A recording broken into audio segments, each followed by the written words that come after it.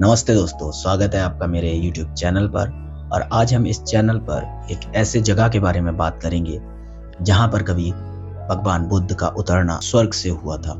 इस तथ्य को शायद ही आपने कभी किसी और से सुना होगा। अगर आप जानते हैं तो आप कमेंट करके ज़रूर बताएं।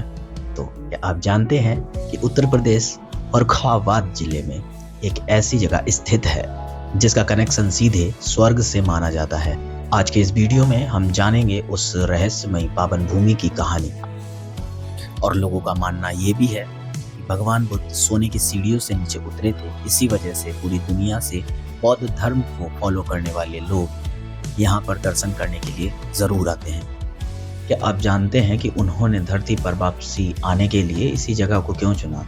बौद्ध ग्रंथों की माने तो यह एक बहुत ही सुंदर कथा है। कहा जाता है कि जब भगवान बुद्ध अपनी माता महामाया को स्वर्ग से, जिसे त्रस्य त्रंस लोग कहते हैं, उसमें अभिधम्म यानी जीवन के गहरे सत्य की शिक्षा दे चुके, तब उनके धरती पर वापस आने का समय आया था।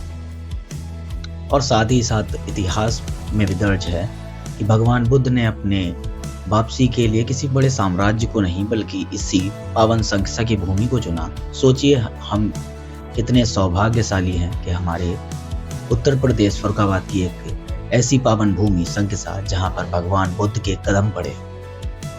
तो सिर्फ कहानियों में ही नहीं, इतिहास में भी दर्ज है। सम्राट अशोक द्वारा बनवाया गया वो विशाल हाथी का स्तंभ आज भी यहाँ मौजूद है। और प्रसिद्ध चीनी यात्री यांग स्वान भी अपनी किताबों में इस जगह का जिक्र करते हैं। और उन्होंने यहाँ की सुंदरता और यहाँ तक कि यहाँ के बड़े बड़े मठों का भी जिक्र अपनी किताब में किया है, जो कि 5वीं शताब्दी के दौरान आते हैं और यहाँ की रिसर्च करते हैं। और अगर इस हाथी के पीछे रहस्य की बात करें तो यह हाथी इतना महत्वपूर्ण क्यों है, तो बौद्ध परंपरा के अनुसार जब भगवान बुद्ध अपनी माता महामाया के गर्भ में आए थे, तब उन्होंने सपने में एक सफेद हाथी देखा था। इसलिए हाथी को बुद्ध के जन्म और उनके दिव्य आगमन का प्रतीक माना जाता है। जहां सम्राट अशोक के अन्य स्तंभों जैसे सारनाथ पर शेर शौर्य का प्रतीक है, वहीं संकिसा में हाथी धैर्य, शांति और बुद्धिमत्ता का प्रतीक है। और आज भी यह हाथी संकिसा के मुख्य टीले पर एक लोहे के घेरे में सुरक्षित। ये भले ही 5वीं शताब्दी के मशहूर चीनी यात्री फाहियान, और जो आज से करीब 1600 साल पहले यहाँ आए थे, उन्होंने जो लिखा वो सुनकर आप दंग रह जाएंगे। इसी दौरान फाहियान अपनी किताब में जिक्र करते हैं जहाँ भगवान बुद्ध स्वर्ग से उतरे थे, वहाँ सोने, चांदी और स्फटिक यानी क्रिस्टल की 3 अद्भुत सीढ़ियां बनी थी। और यहाँ तक कि वे उस दौर में संकिसा को कोई मामूली गांव नहीं बताते, बल्कि वे बताते हैं कि उस दौर में संकिसा कोई मामूली गांव नहीं बल्कि एक आलीशान शहर था। फाहियान के अनुसार यहाँ के मठों यानी मोनेस्ट्रीज में सैकड़ों बौद्ध भिक्षु रहते थे और पूरा इलाका बुद्ध की शिक्षाओं से गूंजता रहता था। दोस्तों, अक्सर लोग पूछते हैं कि भगवान बुद्ध स्वर्ग क्यों गए थे। इसके पीछे एक बहुत भावुक कहानी है। भगवान बुद्ध की माता महामाया ने जब उनको जन्म दिया था तो उसके 7 दिन बाद वह संसार छोड़ गई थी, यानी कि वह मर गई थी। मृत्यु के बाद उनका पुनर्जन्म इसी त्रस्य त्रंस लोग यानी कि 33 देवताओं की स्वर्ग में हुआ था। बुद्ध अपनी माता को मोक्ष का स्वर्ग दिखाना चाहते थे, इसलिए उन्होंने तय किया कि वे स्वर्ग जाकर उन्हें अभिधम्म की शिक्षा देंगे। अभिधम्म यानी बुद्ध का वह उच्च दर्शन, हाईएस्ट फिलॉसफी, जो मन और अस्तित्व की गहराइयों को समझाता है। बुद्ध ग्रंथों के अनुसार बुद्ध ने यहाँ लगातार 3 महीने बिताए। उन्होंने न केवल अपनी माता को बल्कि वहां के देवताओं को भी जीवन के परम सत्य से परिचित कराया।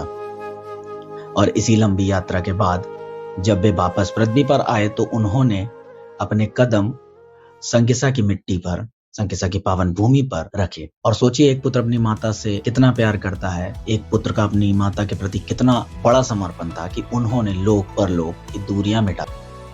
चीनी यात्री यांग स्वान यहाँ पर जब आते हैं तो वह अपनी एक मशहूर किताब सी यूकी में और भी गहराई से यहाँ का वर्णन करते हैं। वे यहाँ के विशाल बिहारों और मठों को देखकर दंग रह गए थे। उन्होंने अपनी किताब में लिखा, इस संकिसा की सुंदरता स्वर्ग जैसी लगती है। बिहार और मठ, सरल भाषा में कहें तो बिहार और मठ प्राचीन काल के ऐसे स्थान थे जहाँ बौद्ध भिक्षु मॉन्क्स रहते और शिक्षा प्राप्त करते थे। बिहार यह बौद्ध भिक्षुओं के रहने का आवास या हॉस्टल जैसा होता था।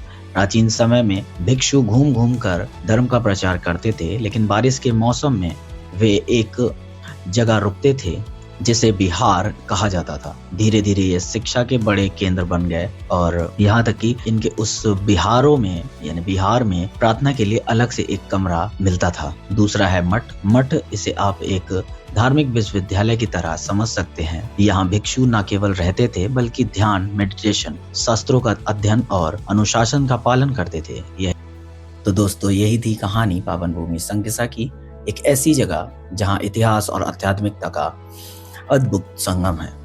आज भले ही यहाँ वो सोने की सीढ़ियां नहीं दिखती, लेकिन यहाँ की मिट्टी आज भी तथागत बुद्ध के चरणों की आहट महसूस की जा सकती है।